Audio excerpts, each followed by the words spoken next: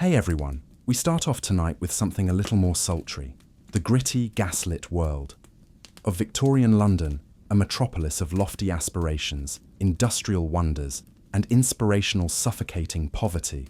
This was hardly the London of Queen Victoria or Sherlock Holmes. This was the London of fog, dirt and stench, palace garden parties, location where just making it through the day was a minor miracle. So before you settle in, take a moment to appreciate the video and give it a like, but only if you truly like what I do here. Tell me in the comments what time it is for you and where you're tuning in from. It's always interesting to see who's dim the lights and perhaps turn on a fan for those of you who are joining us from all around the world. Let's start our voyage together tonight with a gentle background hum as you open your eyes. Your brother's foot is the first thing you notice, only inches from your face. Welcome to your one and only room, which is filthy and twitching a little from a terrifying dream. It's the room, not the living room or bedroom, and you share everything with 6 other people, including a bed and 2 chairs. You're thinking of charging a long-time tenant rent because of his dubious structural integrity, but there's no when it rains, or even when it doesn't, wallpaper simply shows where the ceiling used to be. The fireplace is false, and it leaks something that you have chosen not to look into. The floor creaks and the air is wet, as if to remind you of your own mortality. You have a pillow beneath your head, and a thin wool blanket that hasn't been cleaned since the Crimean War. The straw used to make the head may have been combined with a long-forgotten sock. The bucket, in the corner that serves as the toilet, bathtub and emergency water supply is not plumbing. It depends on you've learned to breathe through your mouth in the mornings, which helps a little depending on the time of day and your level of desperation. One window, if you can call it that, is so soot and fog covered that it primarily allows the sound of 3 doors down. There are cartwheels, shouting sellers, and an aggressive coughing person. You make an effort to ignore the fact that the window faces an alley where the butcher discards his leftovers, and there is a family-wide shuffle every morning before the neighbor keeps his goat. To protect yourself from the cold, wrap yourself in blankets and move around the sink like a game of musical chairs. Even though there are fewer prizes and the chamber pot is constantly knocked over, this space is still yours, so you are aware of which corners drip and which floorboards. You can smell the dust when the window pane rattles right before your neighbor complains about his stolen footwear. Weird feeling of belonging, but don't be fooled. This space isn't cozy, isn't adorable. It's a location that makes you suffer a little before you even leave, preparing you for the day outside. And believe me, even if you stagger out the front door, the streets won't be any friendlier. Blinking out of sleep, holding onto half of a bread crust and then slamming into a wall of stifling fog. But this is London's fog, not the lovely candlelit haze they describe in literature. It's like trying to breathe through a cold, stuffy sock, says the notorious Pa Super. You can't see the end of it since the sky, the street and the air are all grey.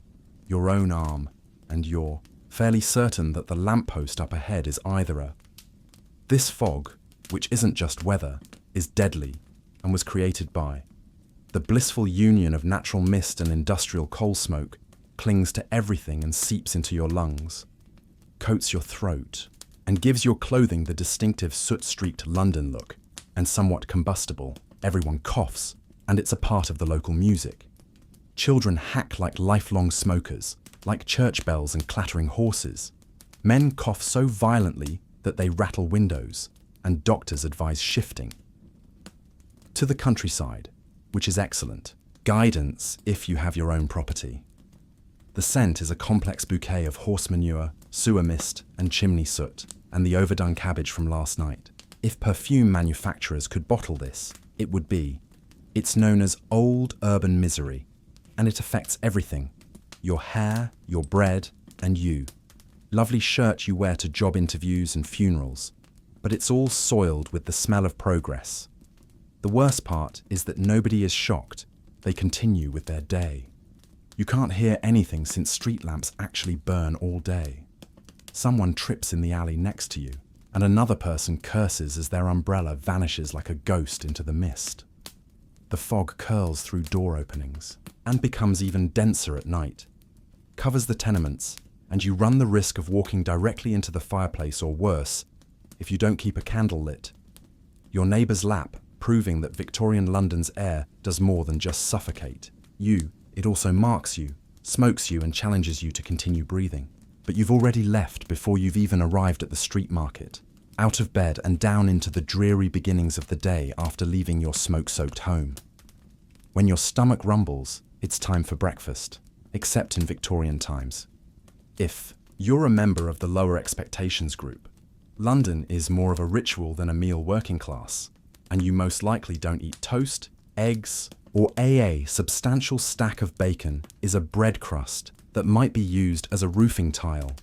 If the rodents in the cupboard hadn't eaten the oats, perhaps some porridge, and tea is always tea, not because it's cozy, but since it's boiled. And anything boiled is probably not going to kill you. Milk only if you can afford it, and even then, there's a chance that it may be compromised or poorly maintained. Enterprising sellers who believe that child safe is a flexible guideline are using formaldehyde, sugar. Only if your aunt passed away and abandoned you would pricey butter become a mythical jam. If you're fortunate enough to live next to a bakery or work in a factory, you might be able to smell warm bread on the don't get too enthusiastic air. That's someone else's breakfast, not your bread. Probably the property of a man with a hat and a last name on his door. And if you're truly struggling, an orphan, an unemployed widow, or someone who just lost their job to a machine may find themselves waiting in line at a workhouse for the nicest thing is a ladle of greyish gruel that is warm and tasty. Street sellers may serve fried potatoes or old meat pies, but be cautious that the meat is. The oil is ancient and unrecognisable, and the likelihood of intestinal regret is still significant. When you're famished, everything smells like hope, which is very alluring. Eat rapidly while standing with your coat draped over you like a veil of denial. There was no gentle morning music in the dining room, only the sound of clanging wheels and freezing fog. Sound of someone shouting about coal that has been taken, and now only has half of their belly filled, and spirits completely gone. It's time to face the street's true monster. Of London, welcome to the expansive, chaotic streets of Victorian London. Every action you take is a living thing pulsing with smoke, muck, and suffering, calculated risk. And whether you're trying to cross the street without being caught or are late for work, the street doesn't care. First of all, there are no sidewalks. Therefore, people are stomped to death. Or if they do exist, using them is a kind suggestion rather than a guarantee of safety because they are so crowded, narrow, and cracked. The main route is an ankle-deep, muddy battlefield with hoofbeats and wagon wheels, sludge, carriages scrape corners, and horse-drawn carts speed by at scary speeds. You're face down in a puddle that smells like something died in it after one ill-advised motion, because something most likely did now. The city's abandoned magnificence is rotting in the gutters that run down the middle of the roadway. Coal ash, dead rats, vegetables, chamber pot contents discarded from upstairs windows, and the occasional shoe to cross them without slipping. You need to have Olympic-level balance, or a very long stick and lack of dignity, but the terrain isn't the only thing working against you. People are also affected. Street urchins are scuttling about like pickpockets and caffeinated squirrels. Merchants shouting about eels, kippers, or whatever, and your coat being lost. Everyone is constantly shouting about stuff that is roughly referred to as meat. Additionally, the coppers are attempting to appear significant while largely ignoring the events surrounding them. If someone obtains stabbed, they will eventually approach, provided that the shift is still ongoing, or they have not been persuaded to turn away, and the haze is still there in the air, scented with pipe smoke and horse manure, and you can hear St. Paul's bells in the distance. Or perhaps that's just after someone yelled in your face about chimney soot. Your ears are ringing.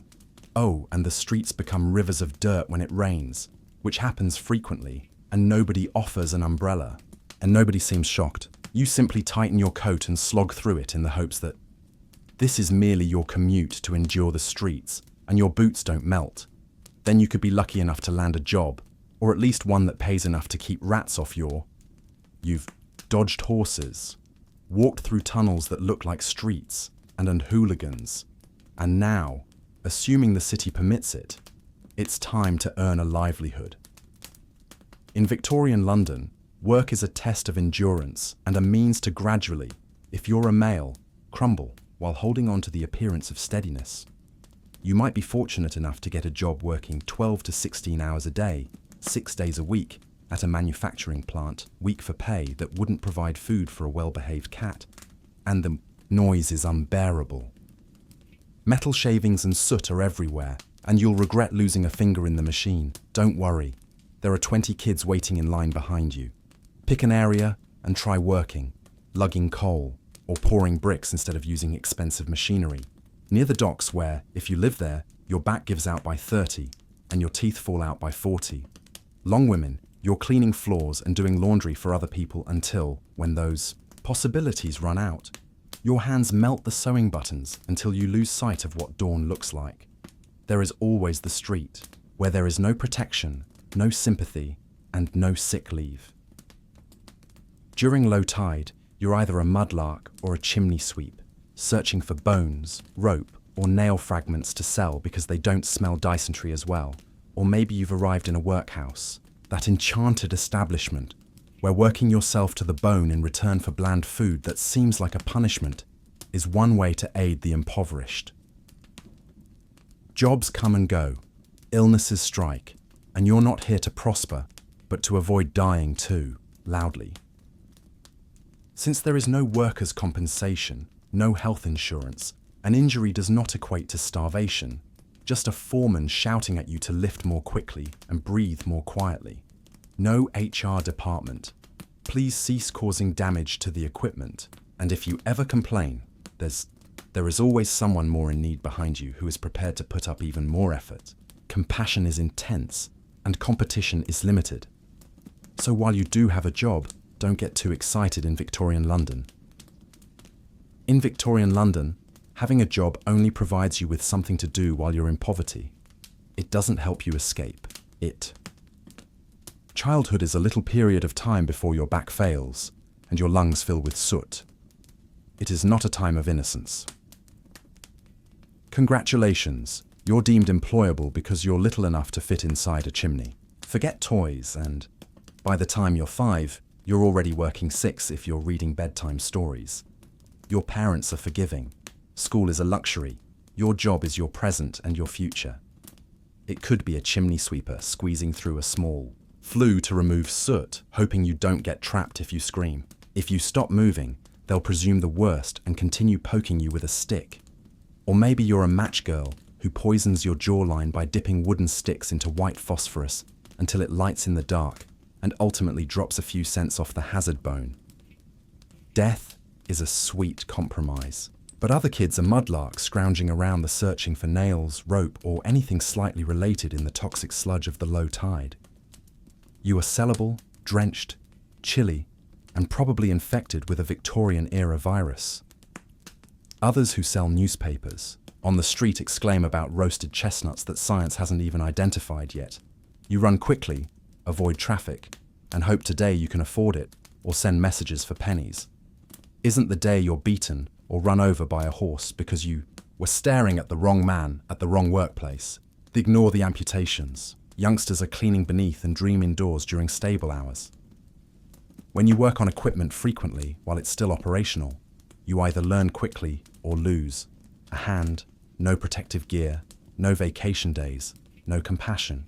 Only the sound of perspiration and unconstant adult yelling commands, and the world doesn't owe you anything if you're an orphan. Workhouses, the streets, or worse, some people who are sold into the military disappear, lost in the mists. A footnote.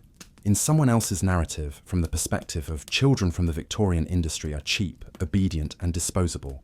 But childhood isn't taken, it's just never offered. But they manage to live and play with, between shifts and coughing, Scraps laugh and sing songs in the alleys because they must, as youngsters in London are supposed to bear the burden of empire on their small bodies. If you thought it was difficult to survive Victorian London as a man, consider it as a woman. You had to work all day, soot-covered shoulders the time. And no, you receive calluses and tiredness instead of praise or medals, and a culture that demands that you smile even while your back hurts. If you're single, you could be a domestic. Servant, which entails carrying coal buckets and cleaning floors from sunrise to sunset. Never sitting down unless someone tells you to, and ironing the fireplace till your arms hurt if the master becomes a bit handsy. You should feel comfortable sleeping in the attic. Thankful that you're married, but it's not better because you have to do two things at once. Clean your own house, probably a single dirty room, raise kids, usually with many cooks. Everything is sewn together, and the home budget is managed by 3 shillings and a prayer after, which you might take in laundry from more affluent homes, and boil, scrub, and wring it. Some women become seamstresses, sewing shirts in order to buy bread. Hours a day in dimly lit nooks costs pennies, damages your eyesight, and you lose your job if your fingers bleed on the fabric. There are also match factories where white phosphorus is consumed through your jaw, literally. You begin with a toothache and finish up with a decaying visage, according to management. It's your fault for chewing gum when none of that pays enough, or when you're homeless, widowed, or orphaned. Becomes the sole choice. Sex work is morally acceptable, but unofficially disregarded. Condemned, you could earn enough money to cover your rent and expenses, or you could be arrested, attacked, or worse, protected. Only if you in Victorian London, women are supposed to wear cotton wool gloves and be lucky.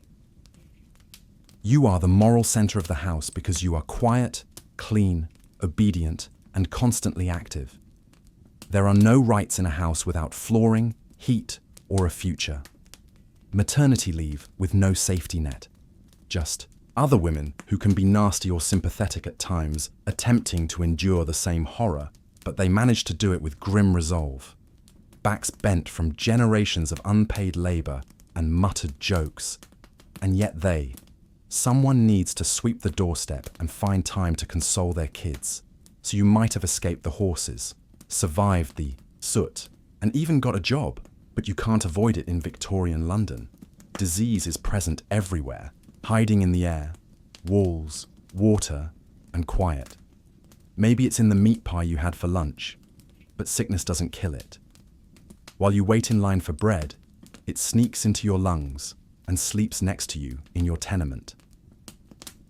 Let's begin with the fundamentals of tuberculosis, or consumption as it was known, since it gradually eats away at your lungs, body, and will to live. The cough is severe, continuous, and inherited from blood. Most people know someone who has it. Continue working until they stop, and then cholera can enter through your drinking water, which is a very terrible surprise. One moment you're feeling great, the next you're throwing up, and in a desperate attempt to avoid getting soiled in public, it quickly spreads throughout entire streets. Go silent since the damage has already been done and the local pump has been chained up too late. Regular visitors, typhoid, scarlet fever, and diphtheria each have their own characteristics, but they all have one thing in common. They disproportionately affect the impoverished. The only options available to you if you cannot afford a doctor are homemade treatments, natural remedies, or magical healing. Characteristics of hope. Naturally, there is always laudanum. A cherished blend of over-the-counter opium and alcohol are available. If you have a fever, take laudanum cramps. Laudanum, you're still in mourning over the loss of your 9th child. Die, but you'll pass away in peace, and the doctors are well-meaning.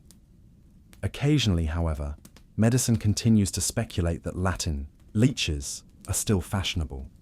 When a street barber performs surgery sans gloves, antiseptics are a glimmer in Lister's eye. Aren't any worse, but your living conditions make it easier for the sickness to pick you more quickly. 10 individuals in a room with no ventilation is an ideal environment for bacteria to grow.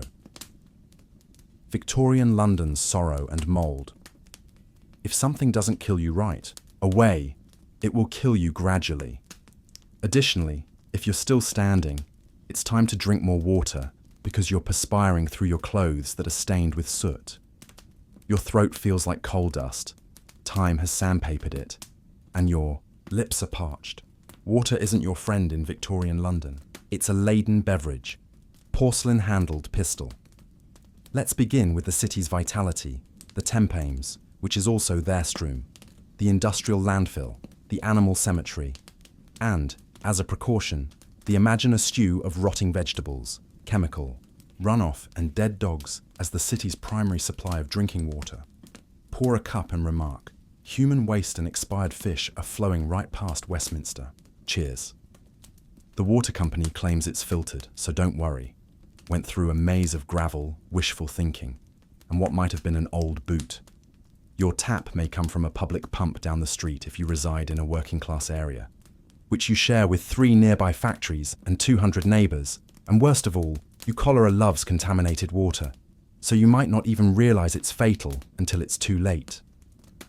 Do typhoid parasites easily swim through the pipes like tiny sharks? Families are removed in a matter of days. A common bucket, a chamber pot that is overused, splash from the incorrect pump, and, if you're lucky, your headline content.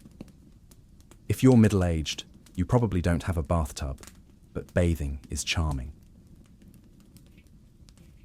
You could share one with the family once a week if you're poor, or once a month if you have a tin tub in the kitchen. Additionally, that same water might be used as dishwashing water, laundry rinse water, or a location to It's innovative that the government begins to soak your painful feet. Eventually, sewers were installed as a result of the 1858 Great Stink. Parliament left the building because the temperature was so terrible. It took a smell to bring about any change till then. When possible, boil your water or sip beer. The safe Victorian beverage for, yes, in Victorian London you were weak, warm, and a little ebullient. With salvation, much like children and grown-ups, can be killed by a glass of water. The key isn't simply to avoid thirst, but to avoid. Where thirst leads you, you've attempted sincere labour, but it's lengthy, dirty, and hardly pays enough to purchase yesterday's bread. But the factory and the rent collector will undoubtedly kill. You from the water, refuses to accept IUS, then what's left of the crime? In Victorian London, it's not only an act like it's a career path and start small. You might be a dipper or a pickpocket.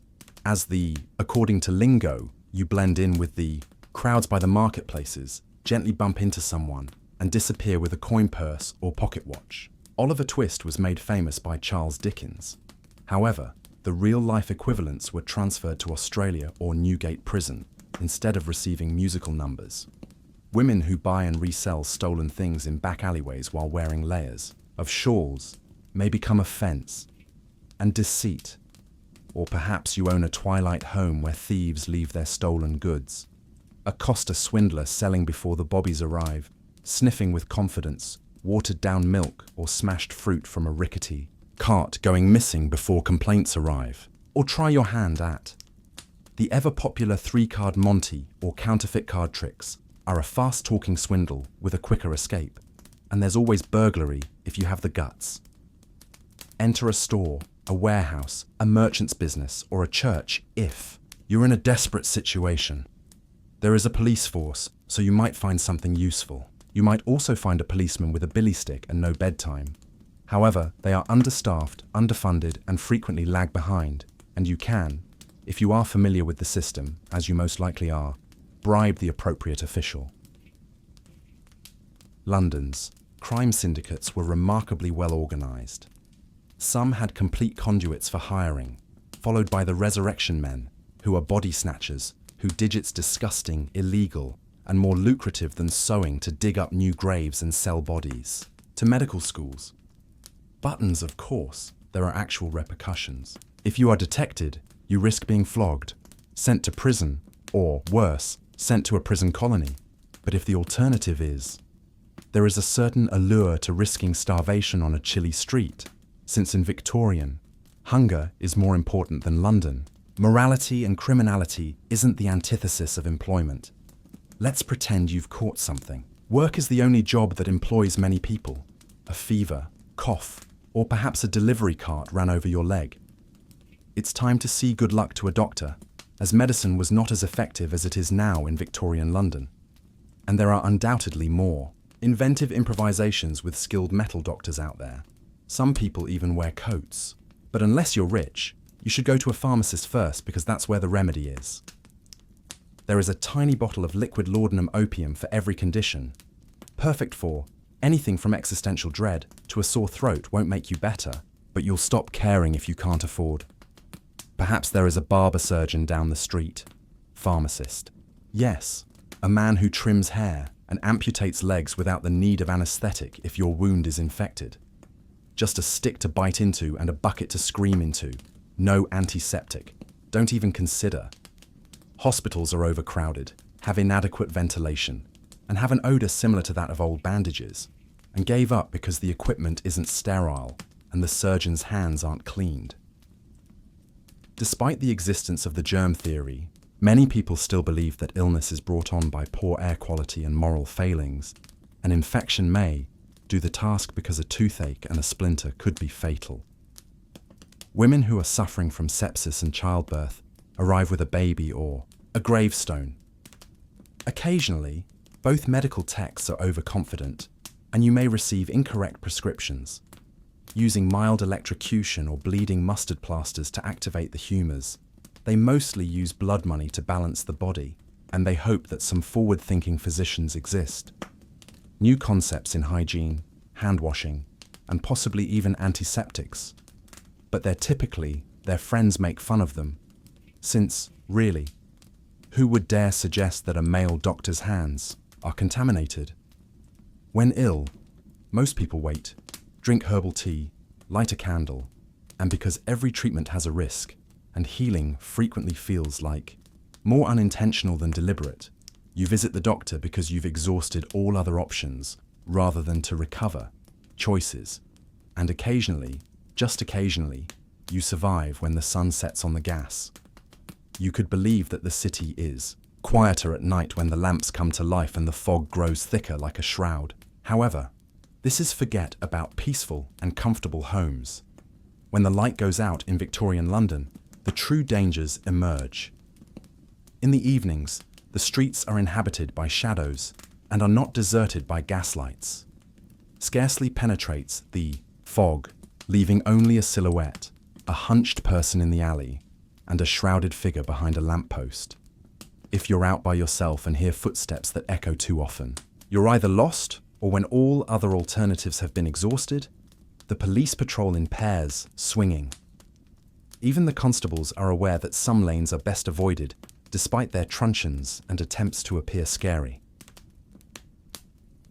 The majority of lone criminals wear shoes softer than a copper's boots, and they rule the night.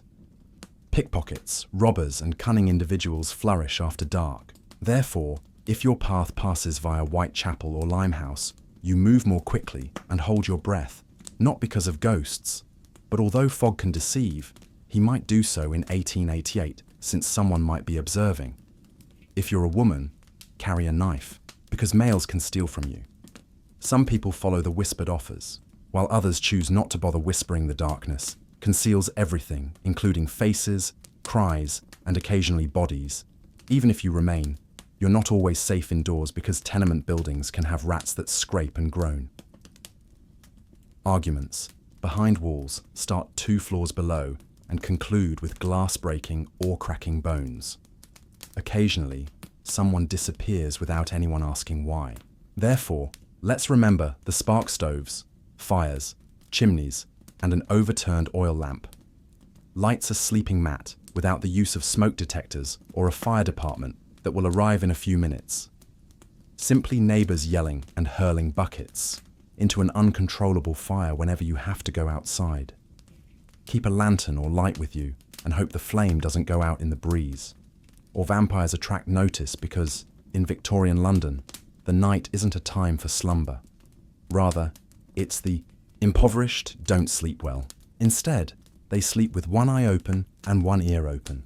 tuned to the creak of stairs, and for many people, it's only a matter of getting by till morning, or since there isn't much light in Victorian London, you think it does.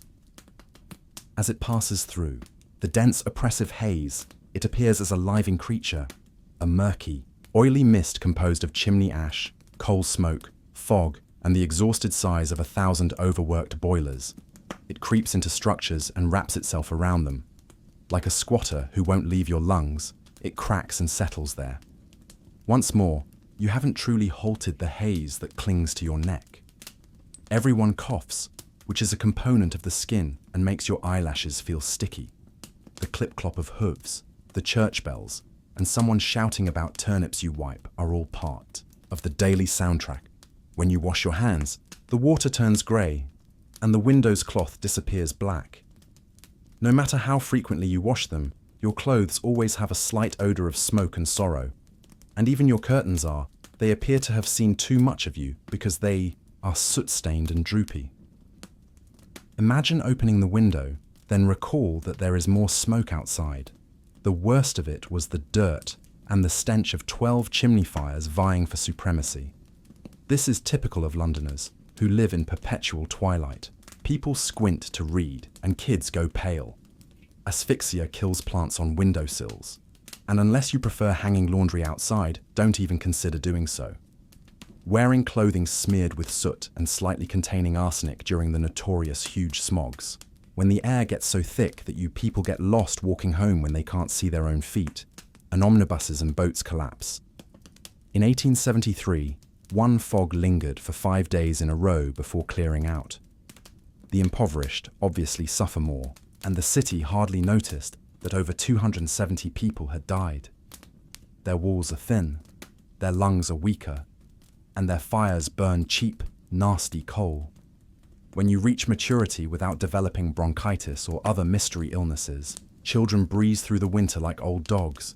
Even if you're a miracle, you continue to light the stove and walk. Because of the pollution in Victorian London, you pretend not to taste the air outside. You could excuse yourself for thinking, Victorian, but it never ends. It just waits for you. London was shouting and sooty, and you'd be correct most of the time.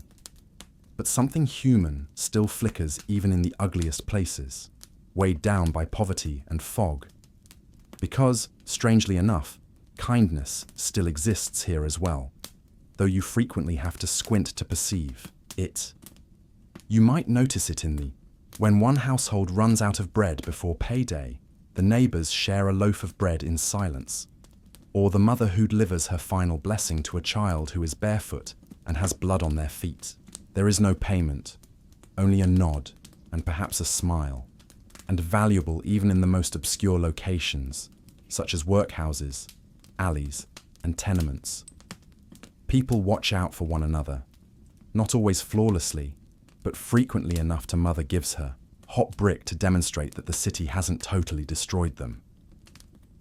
A dying man donates his boots, and a chimney sweeper saves a fresh boy from becoming stranded on his first ascent on a chilly night. These aren't extravagant gifts to someone who is still able to work. They're in a place where hope is a scarce luxury.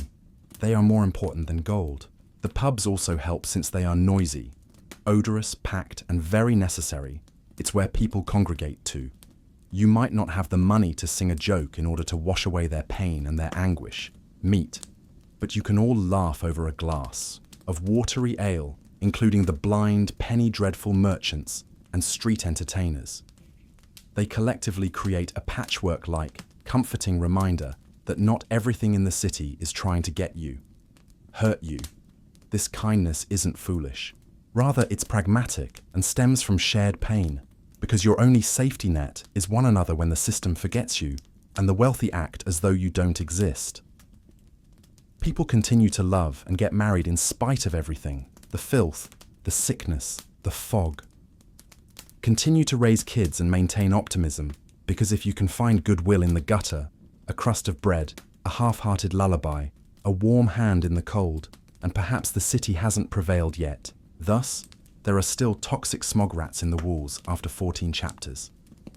Ask yourselves why toothless chemists and water are prescribing opium for a shattered limb. To be honest, I doubt you could have survived Victorian London. Was a metropolis constructed on coal sweat and the crushed earth, not for comfort. Every day was a struggle against starvation and disease for the working poor. Battling factory foremen, constables, landlords, and the nagging feeling that you've been forgotten by everyone. There were no light switches, soap, antibiotics, or other modern conveniences. No universal healthcare, no social safety nets, no vacation days, just another fog-choked. If your morning objective was to just avoid dying before dinner, you would miss things like, you might wonder why toilets, toothpaste, and tap water don't want to kill you. You would miss baths because everyone would be staring at you when you brushed your teeth or inquired about vegetables. Despite this, many managed to survive in some way, endured, because they had no other option. Not because they were superhuman. They organized strikes, created unions, reared families, and produced novels. They giggled as they performed music on street corners and held on to hope like it was the last item of bread in the pantry. They sang lullabies over the congested slums and found love even in the fog. They weren't just yelling at kids and dancing in bars after 16-hour shifts. The victims were tough, resilient, and incredibly human. It's not an insult. Rather, it's a reminder that you probably wouldn't last a day. People who did so frequently bore the burden of an empire. They created the world we live in today, barefoot, frequently hungry, and nearly always disregarded. Complain in heated spaces with potable water, so perhaps it's acceptable that we wouldn't make it. But let's at least remember them as survivors, rather than as soot-covered numbers. The impossible, everyday Gorgo was born into a city that changed the rules, rather than just breaking them. In contrast to the rest of Greece, which was renowned for its warriors and philosophical discussions, Gorgo was born at the very top of that vicious food chain. Her parents were one of the two monarchs that ruled Sparta from the time she achieved power, was King Cleomenes I. Gorgo's life was already political from the moment she was born. She wasn't just a pretty face. In Sparta, women who were married off for alliances were allowed to own land, speak in public, and learn something that surprised other Greeks, because Gorgo wasn't your average Spartan. Being the king's only child, the woman was supposed to watch, learn, and eventually wield power. In a world where sharp spears and hoplite shields were the norm, as a small child she probably observed royal councils where issues of diplomacy and war were discussed with frank urgency. And she listened to, some believed Father Clemens was insane toward the end, but he left despite not being the most stable ruler. Gorgo's early awareness of the potential dangers of politics and the true sharpness of the razor edge of power. When she was about 8 or 9 years old, a foreigner told a well-known story. As the adults murmured, the ambassador attempted to buy her father's support for the Persian Empire. "Father, you had better leave, or this stranger will corrupt you." She went forward and fearlessly told her father.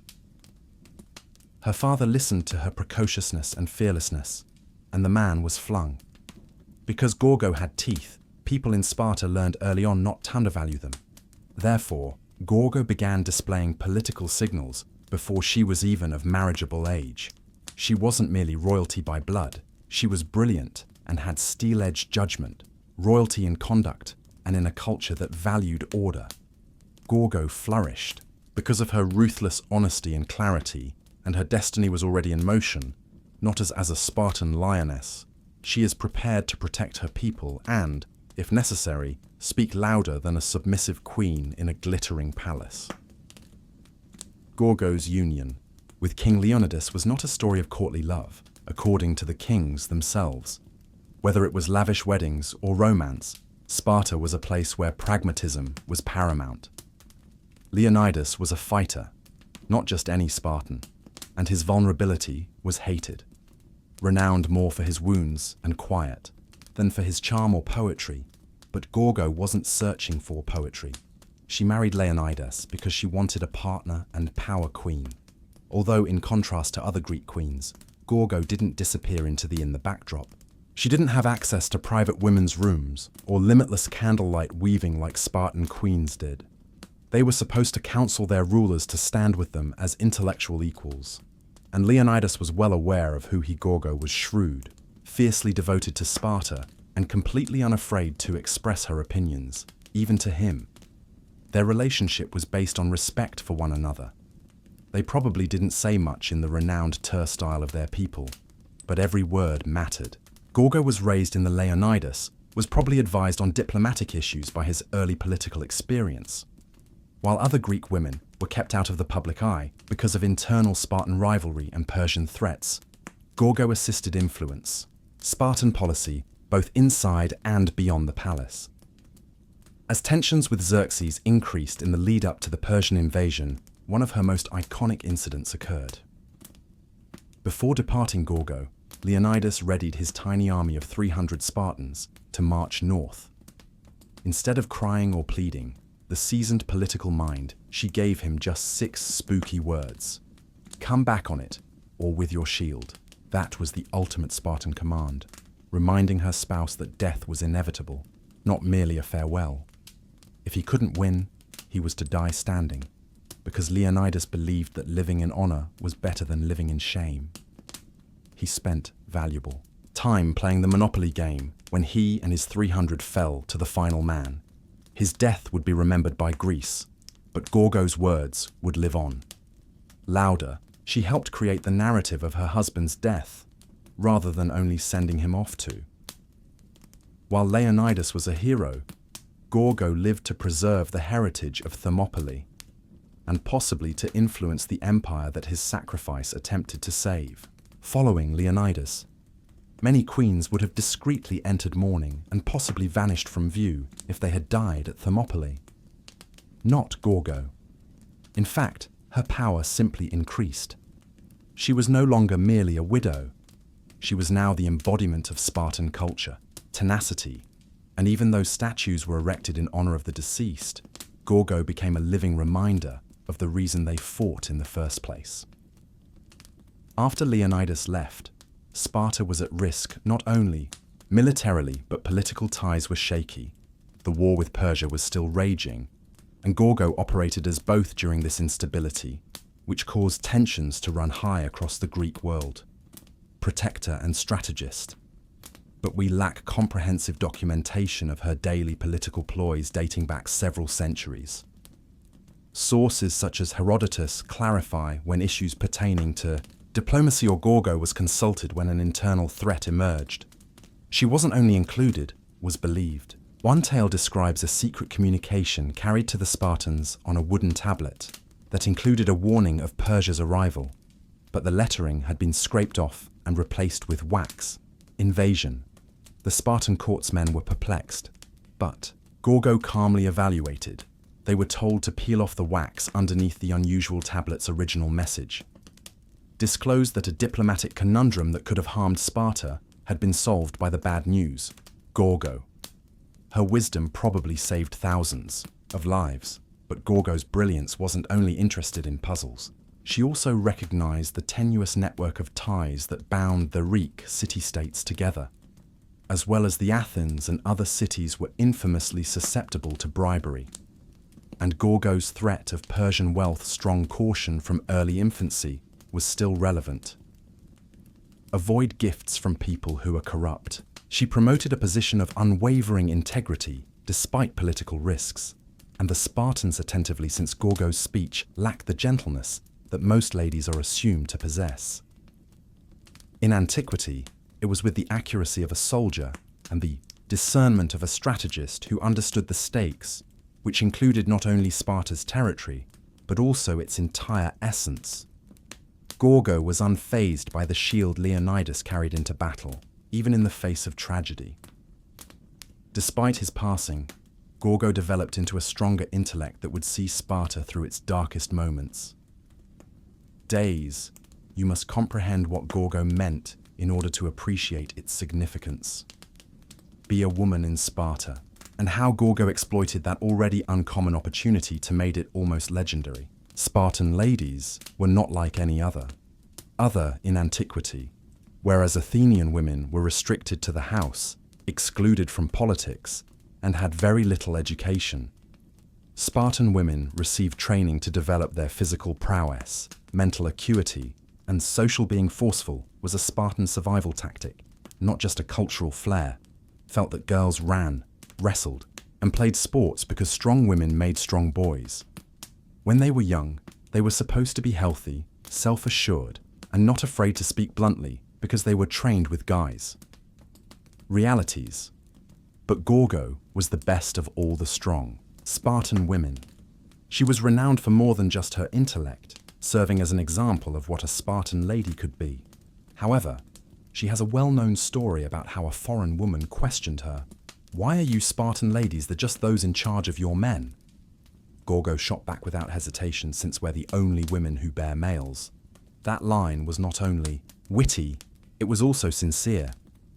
In Gorgo's reality, Sparta represented a society where female strength was valued as necessary rather than decorative. To raise a Spartan kid, mothers had a political function rather than a passive one. Was to raise Gorgo's own son, Plerchus, and to train a future warrior, would ascend to the throne after Leonidas, which was a gesture of loyalty to her family and the Spartan state as a whole. Directed his early education, instilled in him the ideals of discipline, honor and sacrifice, and love for duty rather than for fame. But Gorgo never showed off her might. She didn't need to use her voice to convey meaning, because she did so infrequently and always accurately. She wasn't. Sparta continued to be a dual monarchy, with a king in name but a force in practice. Gorgo's presence in numerous men-led organizations made sure that a sharp-eyed tactician was constantly keeping watch from beneath the throne. Ways. She embodied Sparta's unwritten tradition of defending its principles and challenging its rulers. Moreover, by sharpening its spine, Gorgo reinvented what it meant to be more than just a queen. The death of Leonidas at Thermopylae was a turning point for a Spartan. Not simply, he had become a martyr and a symbol of resistance for all of Greece, both politically and emotionally, against Persian oppression, but Sparta could not afford to cry, because the protracted conflict was still going on, and the course of the Greek world would be decided by the choices taken in the ensuing months.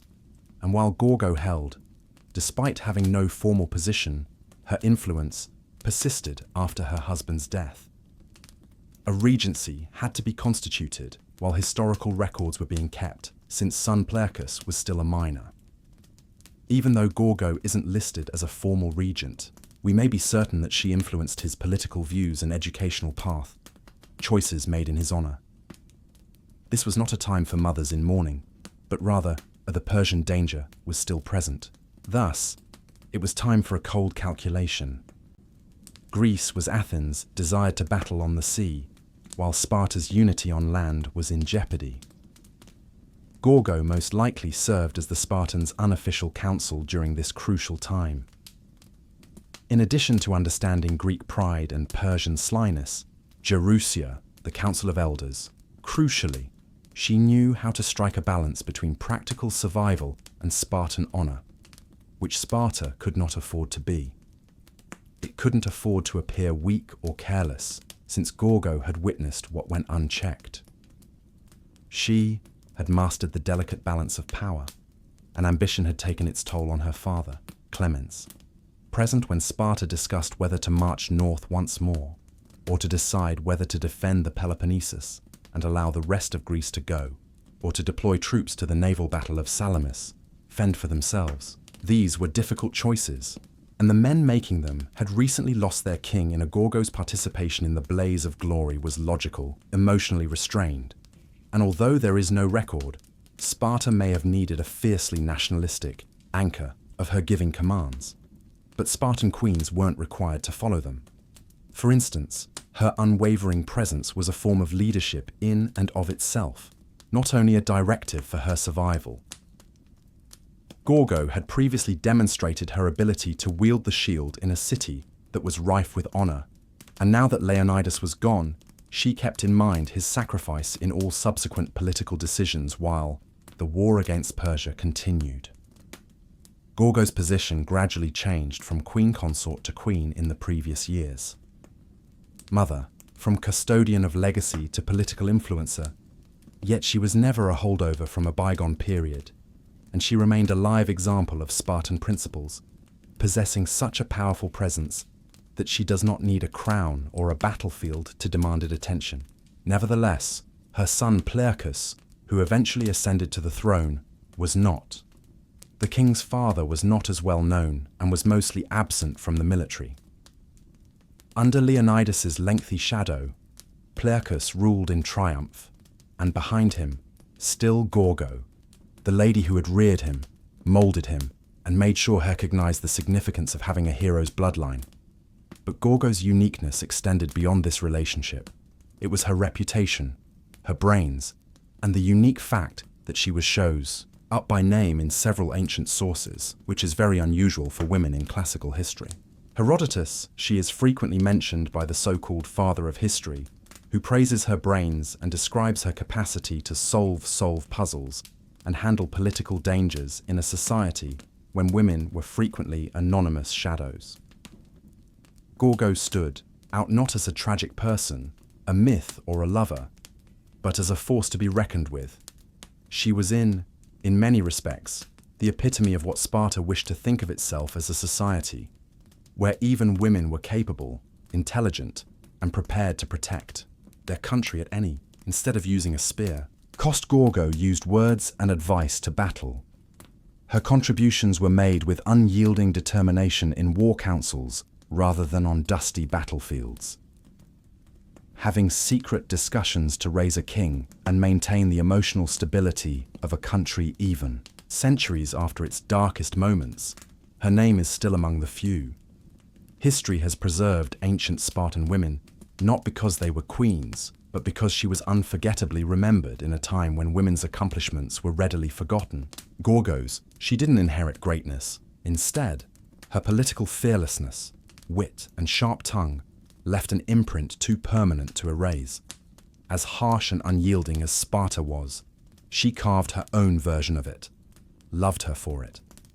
Sparta valued discipline, power, and quiet. However, Gorgo was able to make her voice one of its most powerful tools. Although she didn't talk much, when she did, her words were. She was a real example of how, in a society where words were valued highly, Gorgo was an expert in Spartan wit, and the proper ones might reverberate more loudly than shields colliding in combat. War on its own, without the need of fancy language or analogies.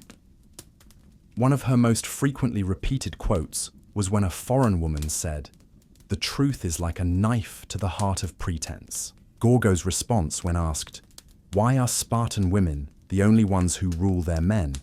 was renowned since the line wasn't formed, and we are the only women who give birth to guys.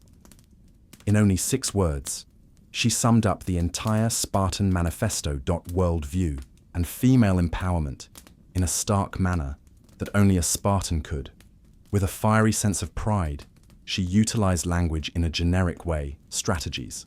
When she told her father about the bribery attempt when she was a child, she didn't fumble or beg. Instead, she issued a warning.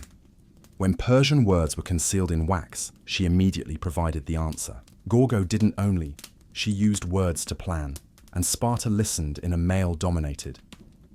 Gorgo demonstrated that intelligence might be used as a weapon in a civilization centered upon the sword. Her assertions have the rhythm of authority and the insight of someone who saw power not as decoration but as accountability. She made every word a dagger so that she wouldn't have to scream to be heard. And the fact that her statements were always grounded in reality, she didn't bluff, was what made them so terrible.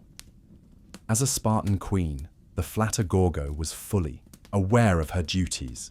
She lived up to their expectations as a woman who had witnessed wars break out and rulers fall, head-on with thoughtful, memorable responses rather than emotional outbursts.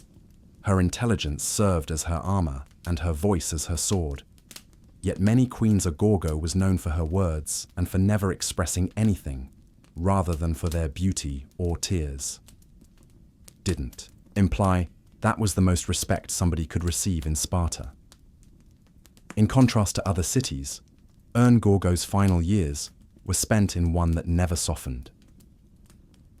Greek towns that developed into cultural hubs, Sparta was inflexible and refused to renounce its military identity. Gorgo is still erect amid its stone and is haughty and dangerously alone. Bronze saw firsthand the lasting effects of Leonidas's sacrifice, not just for. The Persians were ultimately driven out of Sparta, but triumph came at a cost for Greece as a whole. After the Persian Wars, Sparta gained great fame and was lauded as the guardian of Greek independence, but it also brought dignity and a democratic rivalry in Athens. Aspiration gradually shifted from ally to ally as riches and influence increased. A new storm, the Peloponnesian War, was brewing as rival tensions simmered. If Gorgo saw the writing, it was a battle that would define the Spartans of the following generation, including his own son. She probably realized from the wall that Sparta's rigid principles previously had the highest. Strength was suddenly turning into a weakness. As Athens adjusted, and the same military codes that had made Sparta unique were not changed.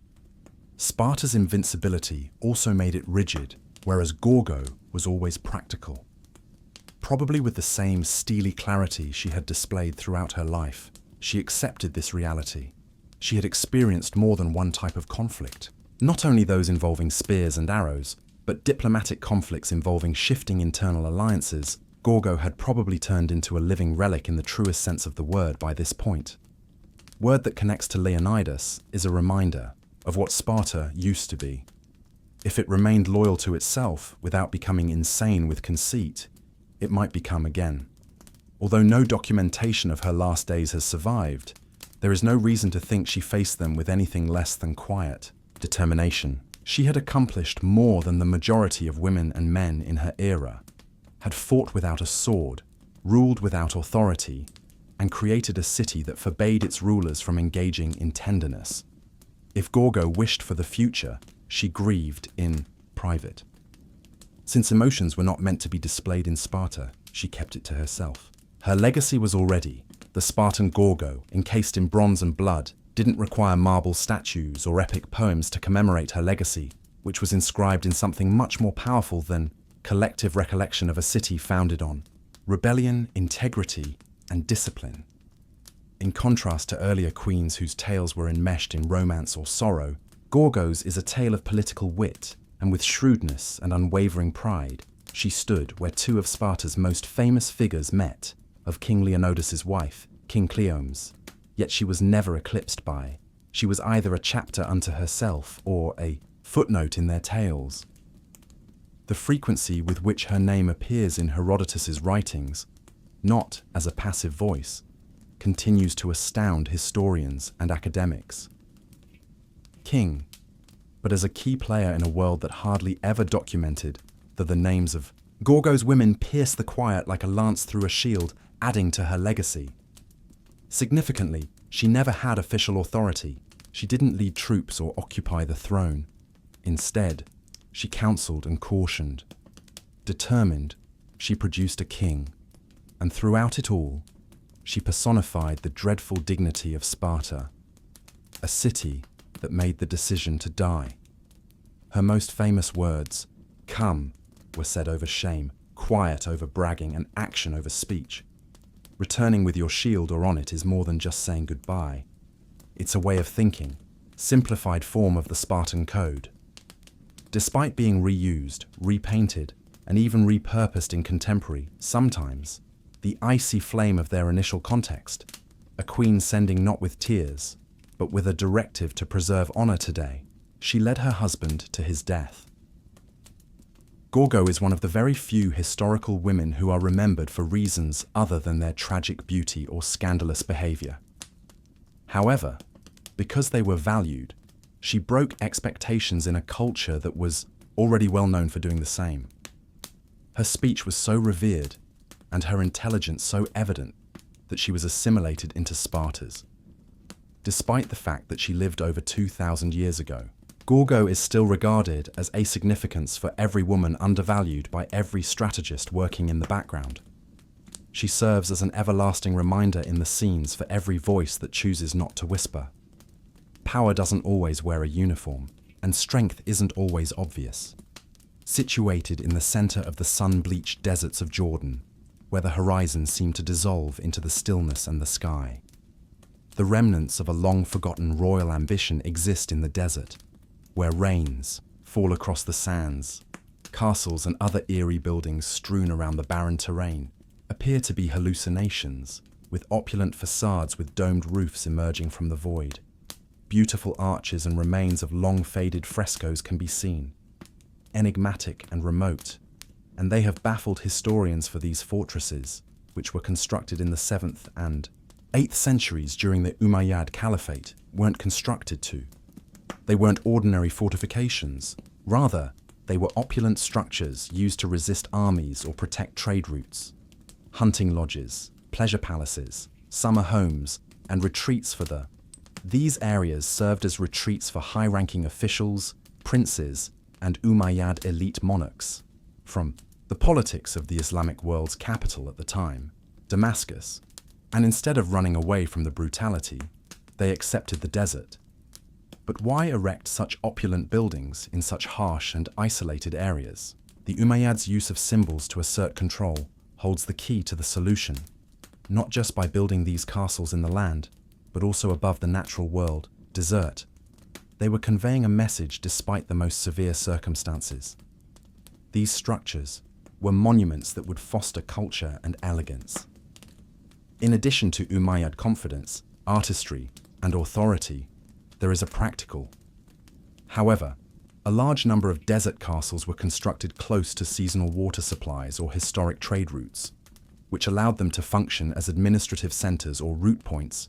Yet despite their usefulness, that these were once sanctuaries of beauty and relaxation, and the architecture and decoration allude to something deeper, glistened with frescoes that showed musicians, animals, and even Byzantine-style nudists. Surprisingly, there were intricate stargazing rooms in early Islamic art, bathhouses, and elaborately carved audience halls, much of the once defying the sand. Desert fortresses now lie in ruins, partially buried by it. Despite their deterioration, they depict a period when the desert served as a place to more than just architecture. The Umayyads left behind an echo of empire in these silent stones. To comprehend the desert castles, one needs ambition and oasis-born luxury. Of Jordan, we need to adopt the perspective of the first major Islamic dynasty, the Umayyads. Ascending from the Arabian desert to dominate an empire spanning from Spain to central political power was pulsing through Asia's capital, Damascus. But the Umayyads they were still largely influenced by their tribal nomadic heritage. Therefore, the desert wasn't something to benyard. It was the story of their beginnings, the crucible that molded their predecessors. So rather than abandoning the forest, the Umayyads introduced civilization to it, establishing their authority in a quickly growing kingdom that they had to show. What better strategy to win over local tribes than to demonstrate both legitimacy and authority, and international representatives as opposed to lavish villas in remote locations constructed with cosmopolitan flair and imperial. These elegant desert homes were used as locations for hunting trips and diplomatic missions. With high-level meetings, away from the political machinations and vigilant eyes of Damascus, but these were frequently luxurious hunting lodges rather than rudimentary ones. The Umayyads combined Persian and Byzantine Roman architectural elements, acquired the architectural lexicon of the territories they had overrun, and they were not hesitant to combine styles. Some of the castles had framed fountains with mosaics of grapevines.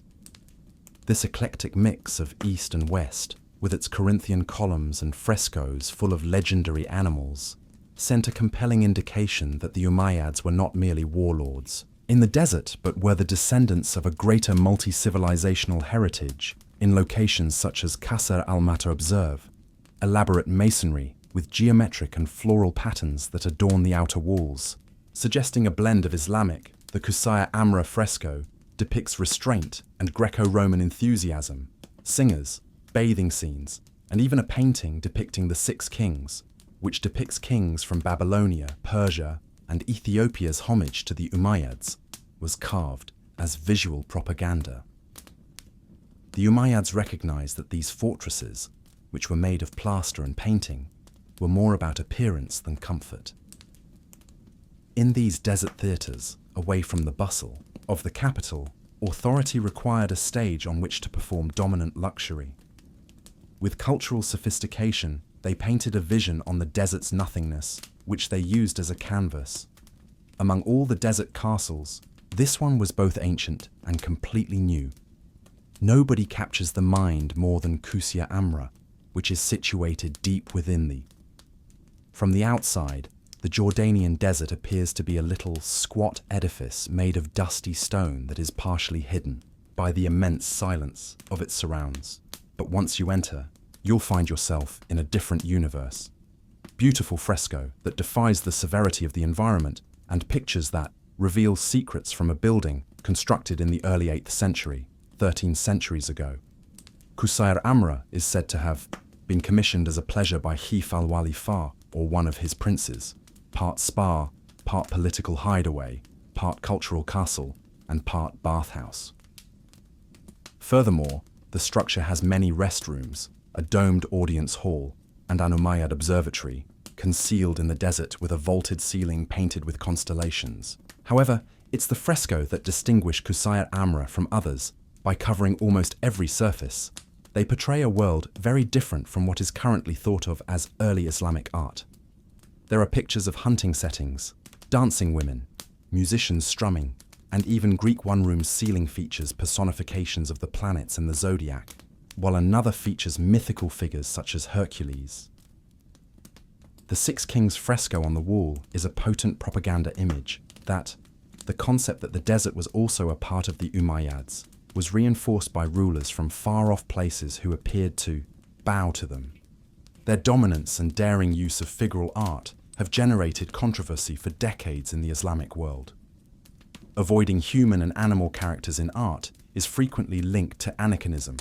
However, Qusayr Amra demonstrates that early, the Islamic world was far more intricate, with the Umayyads constructing secular buildings in addition to holy ones, where power and luxury and astronomy could coexist in a visual jubilation. But time has worn many frescoes down to the point that their hues have faded, degraded by ages of heat and wind. Although restoration initiatives have helped maintain Qusayr Amra's ethereal splendor, has made it a UNESCO World Heritage Site, offering a unique window into intimate, hedonistic, and politically fraught the Umayyads' conception of power. There are still echoes of courtly melodies, hot baths, and starry ceilings in the middle of a desolate, barren plain near Qusayr Amra. It is more than just a structure. It's a painting of a desert dream that defies time, with Qasr al-Kar rising like a mirage. East of the Amman, from the desert plains, a huge, symmetrical box of limestone and accuracy. From a distance, it appears to be a military stronghold with narrow, heavy walls, arrow loop-like slits, and no discernible entry from three sides. But the surprise is that, at least not in the conventional sense, Qasr al-Harana is not a citadel. Understanding that its mysteries are not found in combat, but rather in its enigmatic design and one of the greatest desert structures. It was purpose-built in the early 8th century. Intact Umayyad fortresses, while opinions among academics regarding their true nature are still divided. Despite appearing to be a fortress, it lacks actual fortifications, battlements, a water supply. And the small openings might have let light to enter, but they wouldn't have deterred invaders, suggesting a standing garrison. The widely accepted explanation for the armoured disguise is that Qasr al-Karina was a caravan Surai roadside, lodging for diplomats, traders and tourists traversing the desert. It's 60 so that visitors, servants and staff could be readily accommodated in rooms spread across 2 stories around a central courtyard. Animals, it might have served as a venue for tribe leaders to meet. For the Bedouin tribes, who ruled the desert's foundations, to be influenced by the Umayyad government inside. The building has more subtly sophisticated features, such as vaulted ceilings, The second level has ornamental niches and even remnants of plastering. Spaces that may have been utilized for meetings or discussions that are both elegant enough to conduct business and private enough to. Some of the graffiti carved into the walls is impressive and suggests that the visitors are well read. Several locations that provide hints of its widespread use.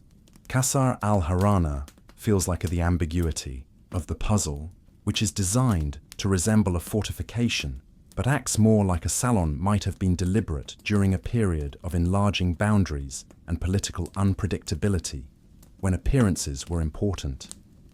The structure simultaneously conveyed strength, stability, and hospitality. Visitors can now stroll through its reverberating hallways, look out via the small windows, and speculate about what deals it is, now a citadel of shadows, where disputes and alliances previously reverberated.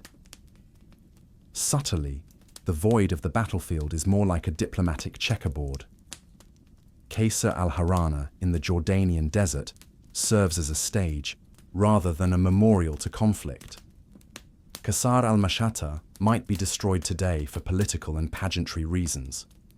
But even in its broken state, this Umayyad palace, which is situated just south of Amman, gleams with ambition, finished. But the incomplete details nevertheless evoke an imperial dreams. Qasr al-Mashata is arguably the most intricately designed desert fortress, and it's one of the best specimens of early Islamic stonework still standing is the surviving facade. Visitors and historians are instantly struck by the remarkable stone sculpture that formerly graced its southern facade, adorned with stylized animals, floral themes, and geometric patterns. Wall is a magnificent blend of early Islamic and Byzantine Sasanian art. Customs. It serves as a visible declaration of the Umayyads' strong cultural identity and welcoming of the cultures it had either absorbed or conquered. Strangely, a large portion of the facade isn't in the early 1900s. The Ottoman Sultan gave a portion of Jordan to. The Pergamon Museum currently has the largest remaining piece of the German Kaiser. A piece of desert splendor has been replaced by European marble in Berlin. Halls. But the Mata ruins are nonetheless impressive even without them. The meticulously laid foundations, the contours of a large courtyard, and glimpses of the richly decorated entryway. But what exactly was Qasr al-Mashata supposed to be? According to academics, it was designed as a winter palace, not simply a place to retreat to, but a royal statement. Its size and craftsmanship indicate that it was intended to wow guests.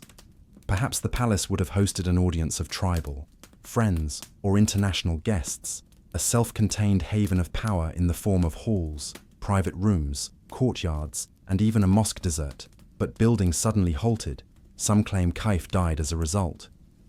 Its abandonment was caused by Al-Wali II, who commissioned it. Some cite structural, whatever the cause, problems or changing political agendas. Mashata's project remained unfinished, mid-dream. Yet even though Qasr isn't done, the ruin still deserves respect. According to al-Mashata, the Umayyads were more than just warriors and kings. They were visionaries, designers, and cultural builders who dared to infuse elegance into the most barren of. Despite the silence, the carved stones of Mashata's landscapes continue to communicate. The powerful, complex, and durable language of empire may appear odd at first.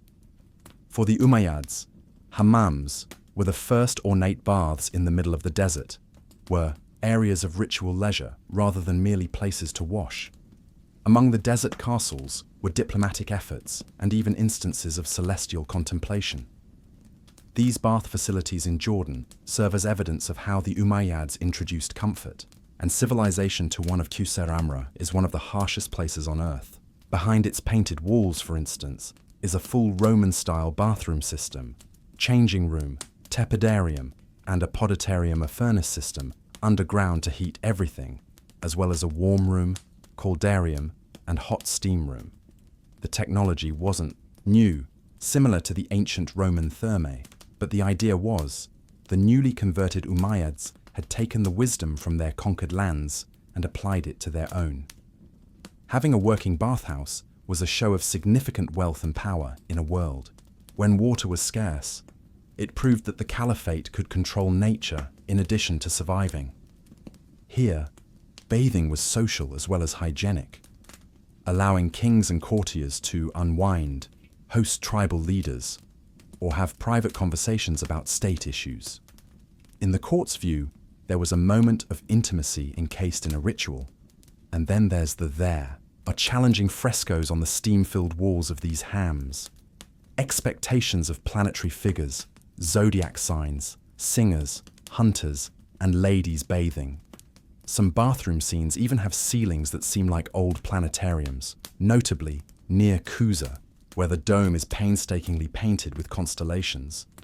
Bathing seems to have been transformed into a celestial experience that connects the physical purification of the. This embracing of luxury wasn't in harmony with the spiritual expanse of the heavens. It was determined that the Umayyads were not Puritans due to their decadence. They felt that showing off their sophistication would validate their authority, particularly in the desert where luxury existed.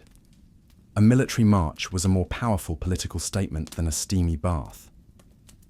These hums, hidden away in desolate palaces, provided culture in addition to water, locations where steam emerged from, the sand, and where painted ceilings below reflected the stars above.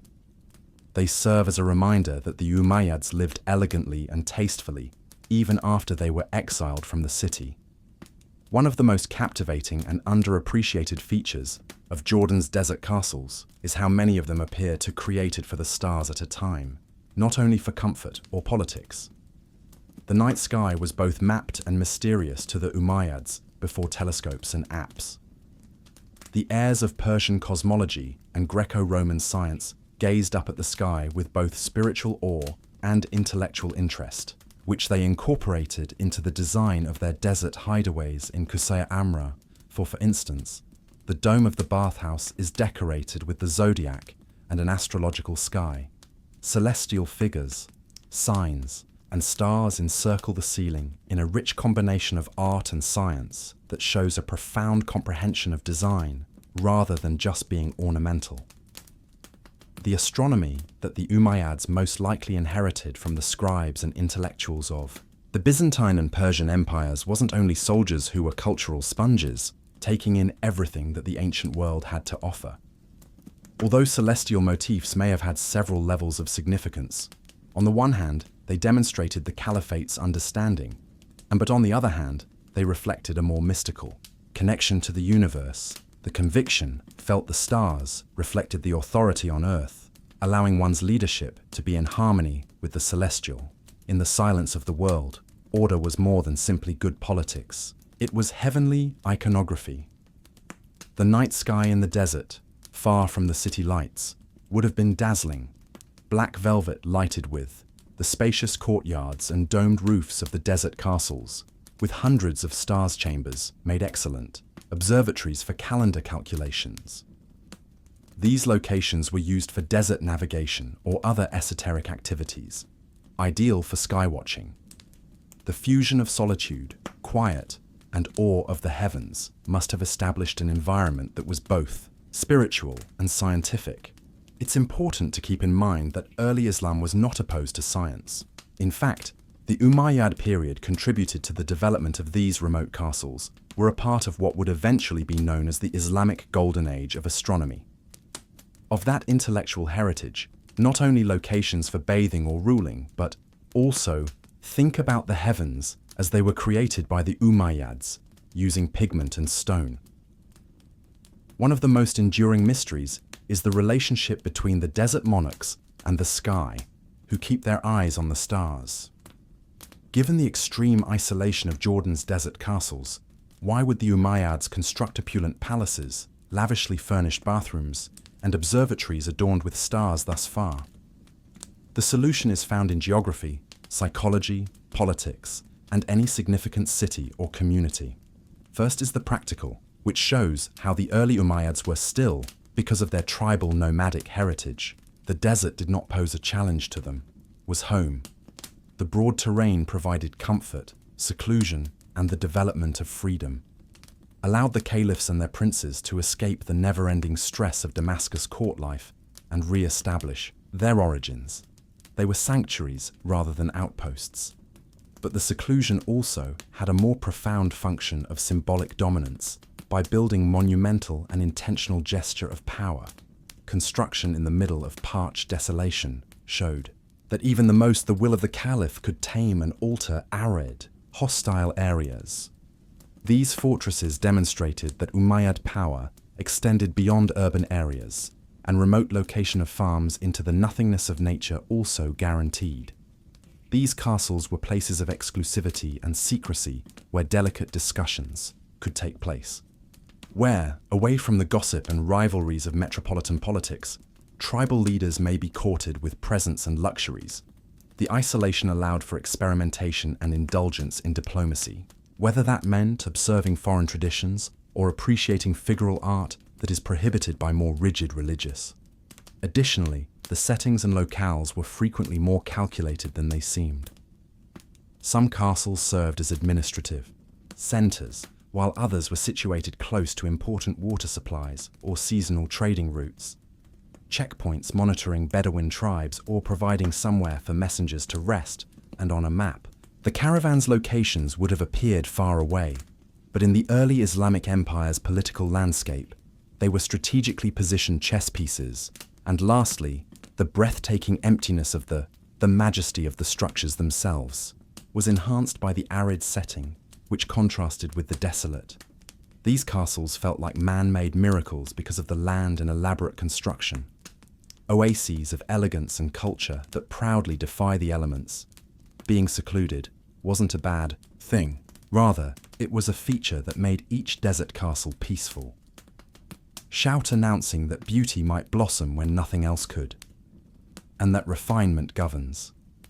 Otherwise, Jordan's desert castles could cease to reverberate with caliphs' footsteps. Diplomats, or astronomers, yet they persist as silent remnants of a once powerful kingdom that inscribe their splendor into emptiness, and they have a new function now. Scholars, tourists, and dreamers are drawn to their sand-swept hallways because they are windows into a world that has vanished. In pursuit of lost tales, contemporary Jordan has welcomed these locations. Not only castles like Qusayr Amra serve as both historical treasures and representations of cultural resiliency. Together with Qusay, Qasr al-Karana and Qasr al-Mashata are now protected heritage sites.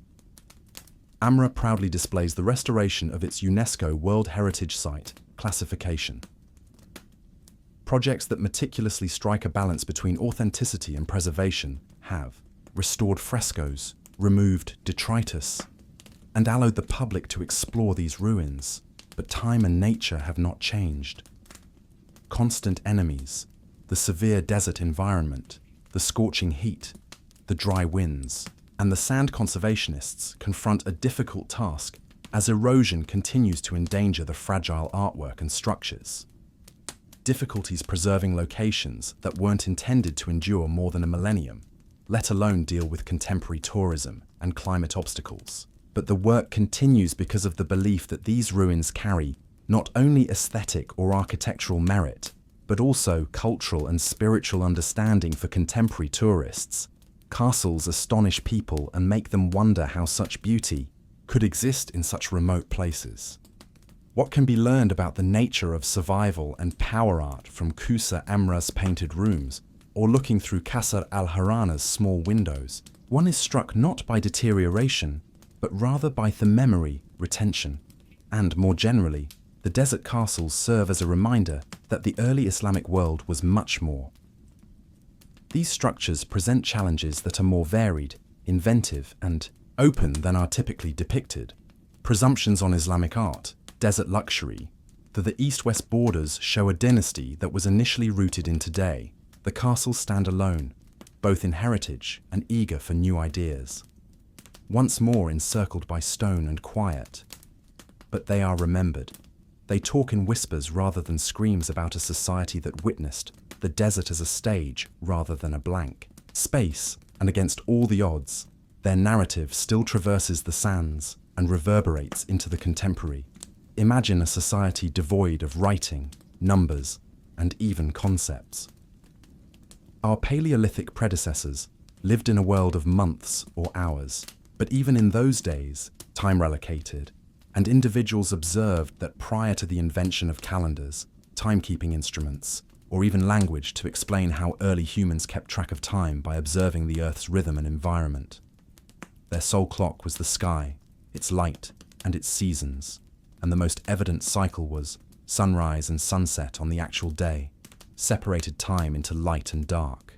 However, beyond that, people soon discovered how to observe the moon, which had spectacular, regular phases and a bright disk.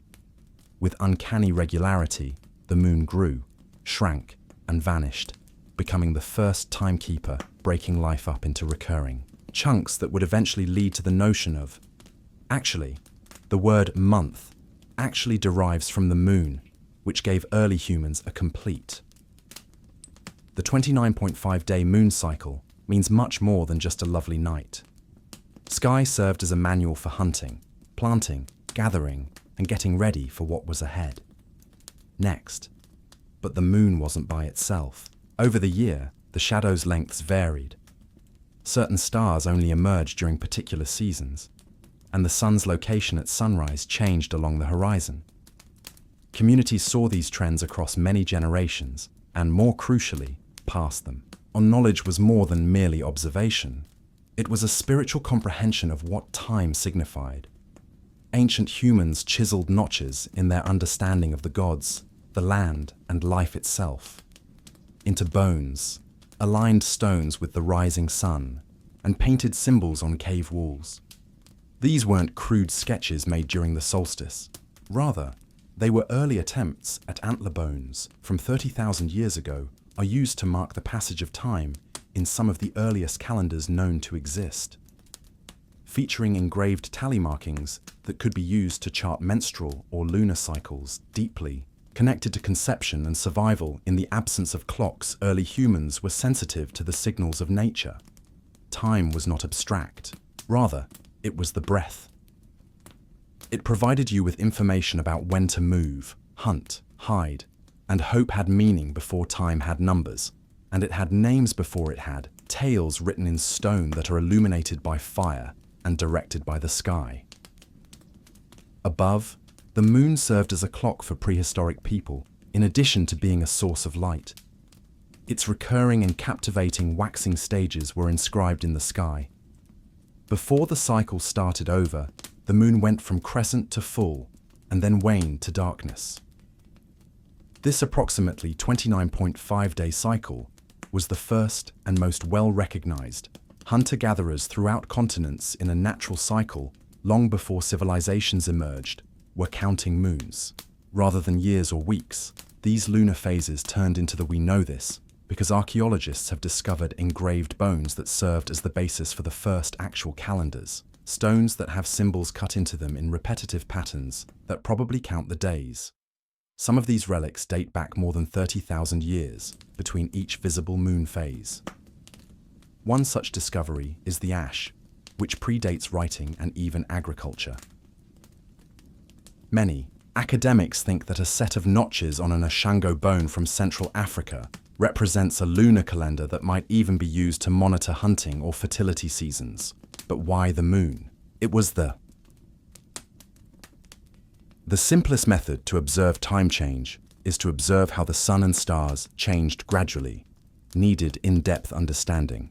But the moon was clearly changing every few days and providing early for humans, particularly those who lived on the move.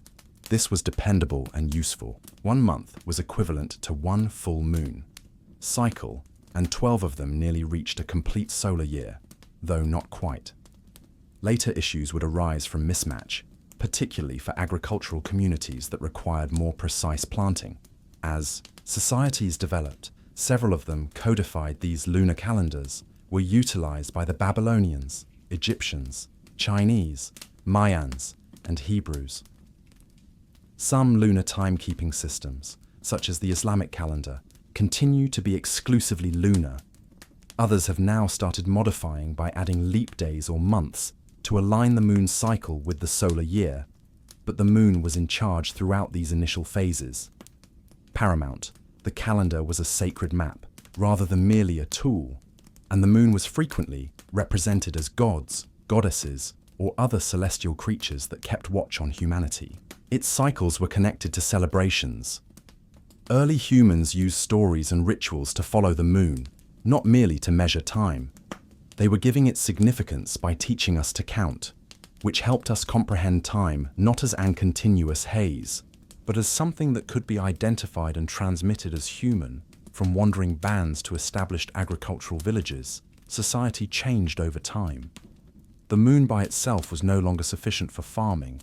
Precise awareness was needed to recognize when a month had passed, when to sow, when to harvest, and whether there will be frost or rain would come back. Therefore, early people looked to the sun instead of the moon for that.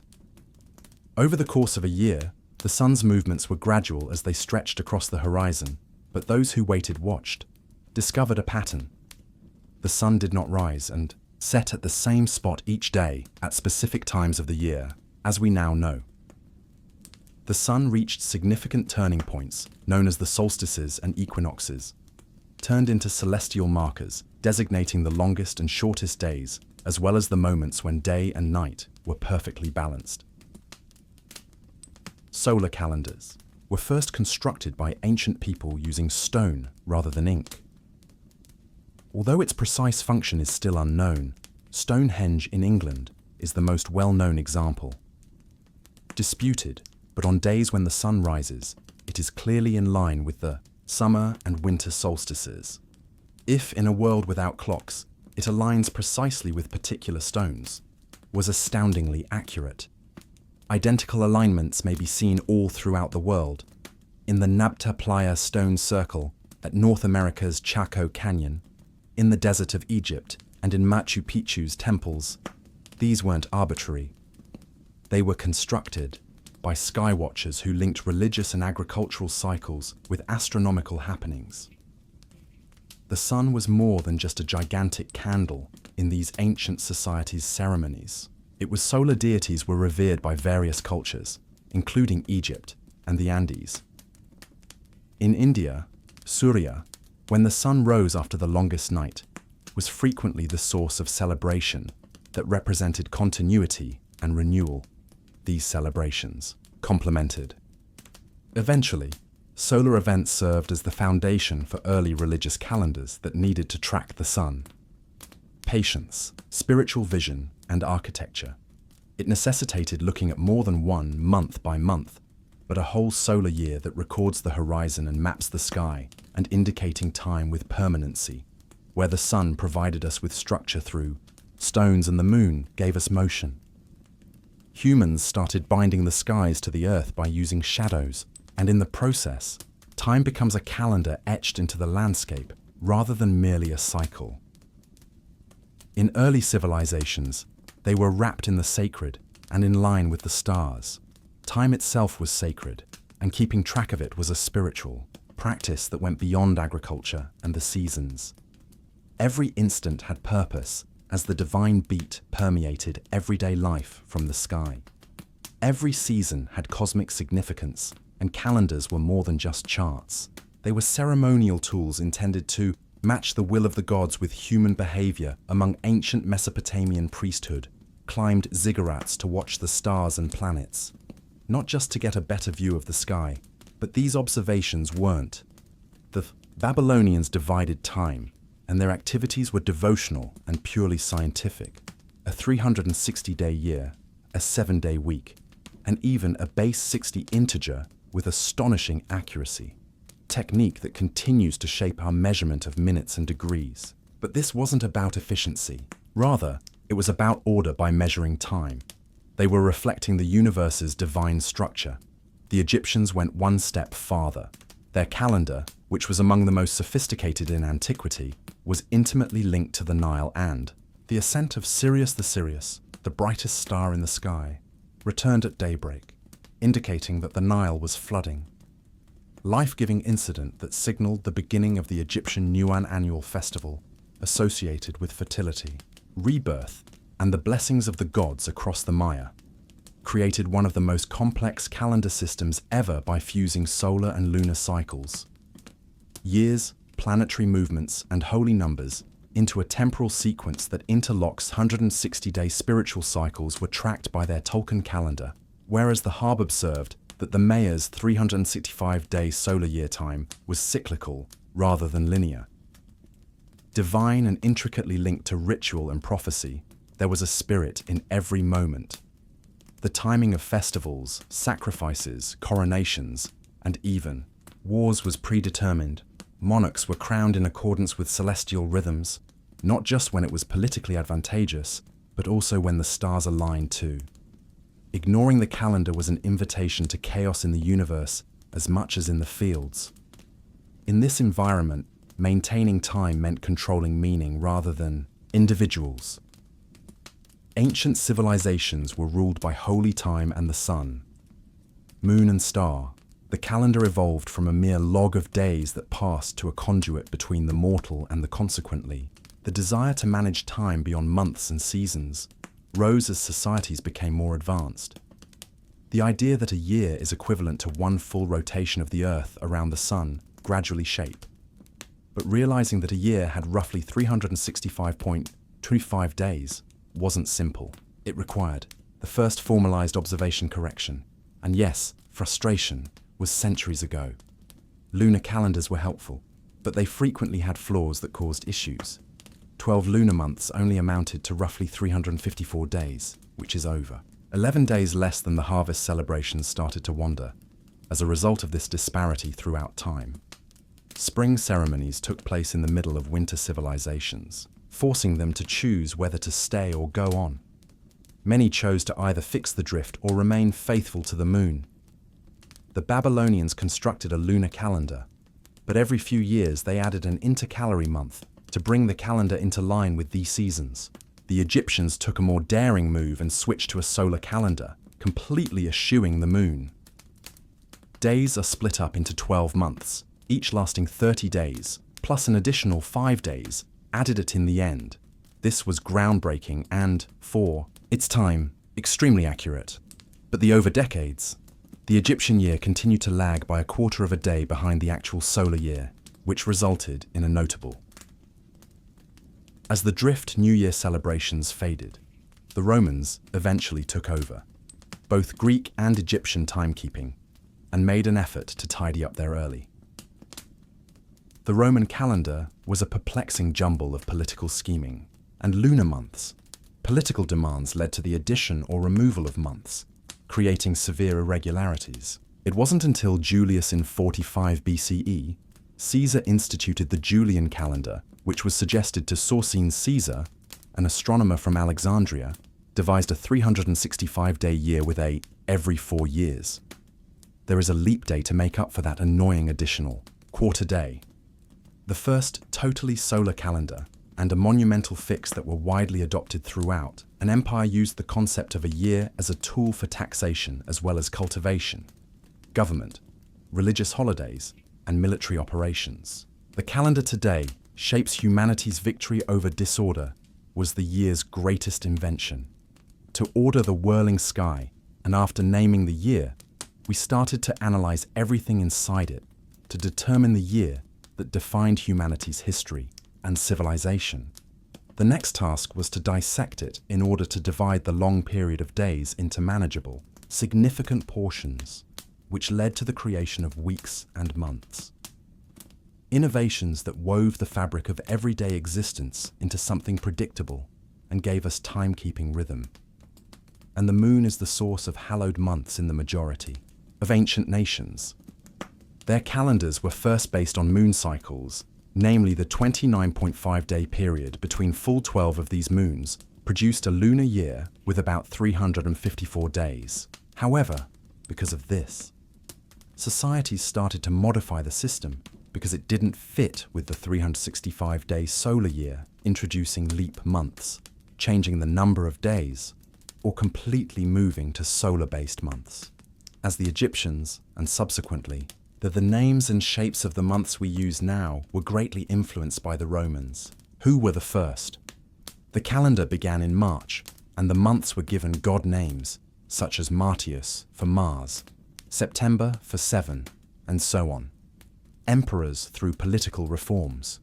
July for Julius Caesar and August for Augustus, Caesar's Julian calendar, was the most notable example of the 12-month solar calendar that was standardized, with months ranging from 28 to 31 days.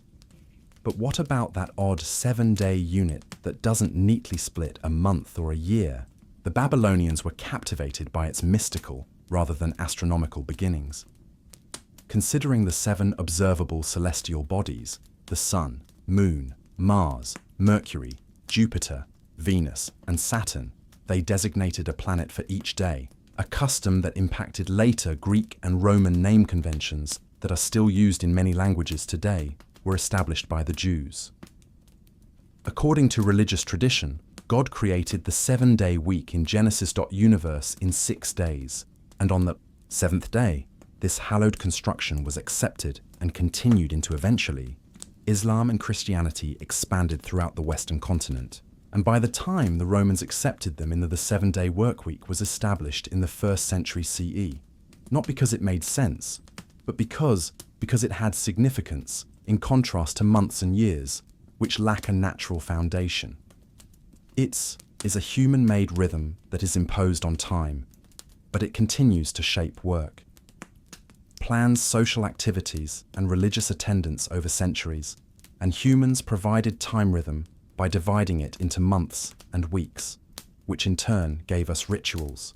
As societies developed, calendars changed from instruments of rest and regularity to transformation into tools of power. Whoever ruled the calendar ruled not only the seasons, but taxes, festivals, harvests, royal decrees, and even war campaigns are all part of civilization itself, were controlled by the date calendars, which evolved into religious and political instruments, declarations and cultural tools to unite empires and shape identities, strengthened power in ancient Rome through Julius Caesar's reform of the disorderly Roman. The calendar was a declaration made by the new Julian, not merely a bureaucratic solution. When the calendar was instituted in 45 BCE, it brought order to chaos and enabled the Roman, with July renamed in Caesar's reign. The empire will coordinate governance across broad swathes of land from Britain to Egypt to honor. The calendar itself turned into a memorial to his legacy, which was eventually adopted by Augustus Caesar. Since no emperor wanted his month to be named after him, he changed the length of the suit to match July and named August after himself. Even if time had to flatten power, he was shorter than his predecessors in Rome. In the meantime, Chinese imperial dynasties produced calendars that were specific to the current emperors. Requiring the use of a complex lunisolar calendar in China wasn't just practically speaking. It was significant that a new calendar cycle frequently began when a new emperor emerged, started reaffirming that he had inherited the heavenly mandate. Calendar represented the harmony of the cosmos and the role of the monarch in it. The Islamic calendar was created during the Hijra, or Prophet Muhammad's, was a political and spiritual event that marked the beginning of Khif Umar's rule in the 7th century CE migration from Mecca to Medina, which remained exclusively lunar in contrast to solar calendars, allowing religious celebrations to continue throughout the seasons. Yet fluidity turned into a common thread connecting Muslims in all climates and geographical areas to the same spiritual timeline, even during the Middle Ages. The Church sided with the saints, and European calendars turned into arenas of power struggle. Days and religious celebrations with pagan cycles that were already in place to facilitate the conversion process. Itself was baptized calendars weren't neutral.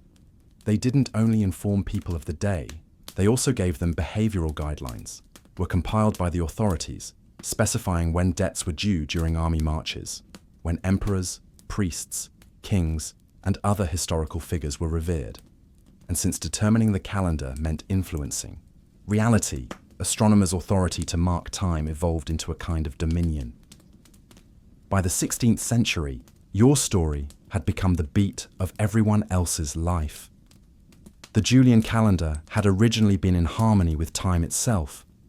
The Roman engineering masterwork had gradually become less accurate because of its miscalculations. The solar year, by roughly 11 minutes every year, a minor inaccuracy that was compounded over decades. The spring equinox, which used to occur around March 21st, had gradually moved up by the 1500s. For a church that relied on specific dates to celebrate back to March, 10th Pope Gregory XIII entered the theological dilemma at Easter, and in the Gregorian calendar, the biggest calendar reform in history, was introduced in 1582. The Pope's plan to realign the calendar, which was advised by Jesuit mathematicians and astronomers, was both straightforward and drastic. On October 4, 1582, the calendar with the actual solar year 10 days was removed, was promptly followed by a revision on October 15th. However, the reform, not only that, but Gregory's group also updated the Julian leap year norm. The leap year every 4 years was maintained by the new regulation, because the calendar's addition of a leap day every 4 years was too generous. Unless, of course, the year was divisible by 100, or again by 400. Then while 1700, 1800 and 1900 were not leap years, 1600 was, which fixed the long-term lag and improved the calendar's precision to within 26 seconds of the solar cycle annually. Protestant and Orthodox adoption was not universal nor instantaneous. The Gregorian calendar was distrusted by other countries, who saw it as a Catholic power struggle. England didn't embrace it until by 1752. The period had expanded to 11 days, and Russia didn't make the change until after the outcome of the Bolshevik Revolution in 1918 has been known for ages. Could vary significantly between nations. For example, consider two neighbors celebrating New Year's Eve 2 weeks apart. Despite opposition, the Gregorian calendar ultimately established the world's norm because of science's navigation practicality rather than faith. As global trade and diplomacy expanded, the globe required a common framework for. The Gregorian calendar at the time was just too accurate and practical to ignore this. At the stroke of a pen, humanity's perception of time was revolutionized, not merely corrected. With the invention of the paper pen, timekeeping became modern, and the world's days were recalculated. Ultimately, the Gregorian reform did more than only correct Easter. It brought human time becomes a dance between heaven and the cosmic clock once more. Today's calendar seems unremarkable, printed on office-related devices, walls and kitchen magnets, but there is a legacy hidden behind its numbers and grids. A voyage that took thousands of years to complete, from stargazing to mechanical perfection to religious ceremony, syncing with satellite timekeeping, which was formerly the purview of astronomers and priests. Currently, a worldwide system that is standardized, regulated, and constantly ticking. Nowadays, practically everyone uses the Gregorian calendar, which regulates everything from international law to the Olympic Games, space missions, and shipping schedules. But even though this calendar predominates, there are still others that echo historical rhythms. Millions of Muslims still follow the Islamic Hijri calendar to guide their religious lives, while the Hebrew calendar, Jewish customs and holidays, the Chinese lunar calendar influences regional celebrations such as the Lunar New Year in India. The Gregorian and other calendars coexist, but humanity didn't give up its diversity. Instead, it added layers of functionality on top of the oldest roots, followed by the most accurate atomic time. International Atomic Time is the oldest timekeeping system ever developed, based on the vibrations of cesium atoms. Because TAI measures seconds so precisely, it would only gain or lose 1 second. Every hundreds of millions of years, we obtain comprehensive. The worldwide time standard, known as Universal Time, UTC, is utilized for everything from internet protocols to leap seconds are occasionally added to UTC in airline timetables to adjust for Earth's slightly. The planet's irregular rotation serves as a reminder that even in the era of perfection, itself is not entirely predictable.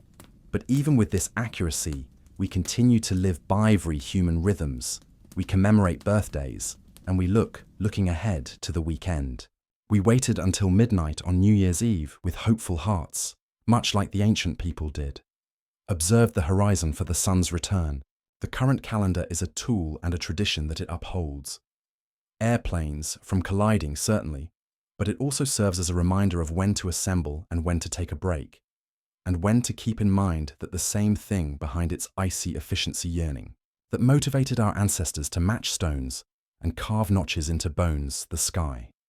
The desire to know where we are in time and the way we measure time, evaluate oneself in light of the past, current, and future goals.